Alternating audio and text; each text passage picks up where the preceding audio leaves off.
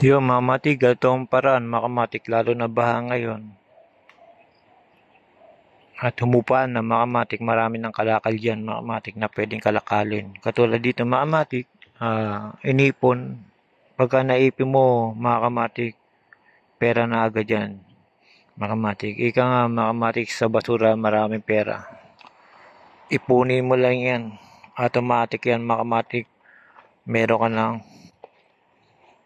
pera.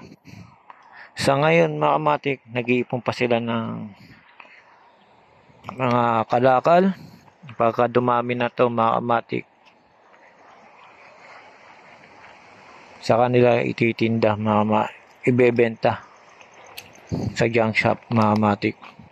Dito, makamatik, tiyaga lang naman pagkuha nito. Kung matyaga kang tao,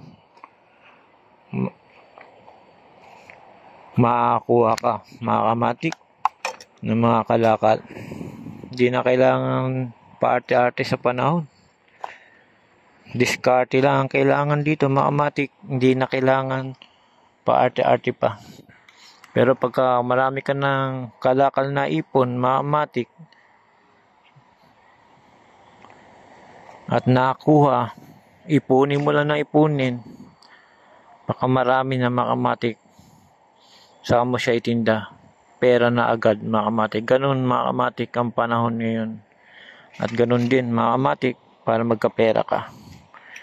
Hindi kailangan mag-inarte pa sa panahon ngayon. Pagka siya na nagugutom, gagawin mo lahat.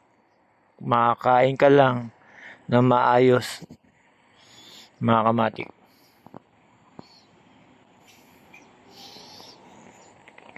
Ito makamatik, pag kukuha nila ng kalakal, makamatik, hindi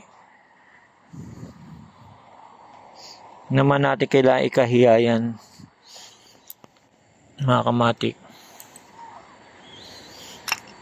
Lalo na yung mga ganyan, makamatik, pangangalakal, isa rin marangal na trabaho yan, makamatik.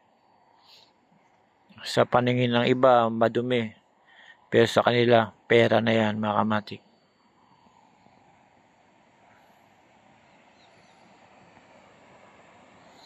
Basta at wala ka lang tiyatapakan, makamatik, tuloy mo lang.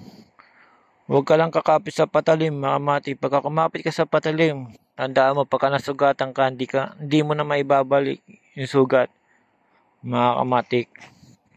Dahil mamarka na yan sa katauhan mo, makamatik.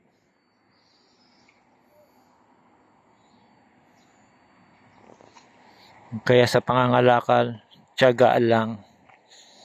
Balang araw, makakaraos ka rin pagka matyaga kang tao. Kahit anong hirap, makamatik, basta matyaga ka, makakain ka ng maayos, okay na, makamatik. Kahit ang bahay mo, makamatik, na ganyan lang, basta matyaga kang tao.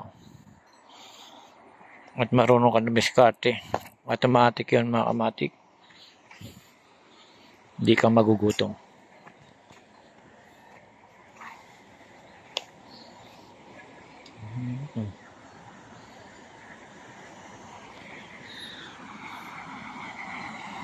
Yung makamatik, hanggang dito na lang. Sudo kamatik, makamatik, tandaan, tiyagaan lang ang kailangan para mabuhay. Salamat.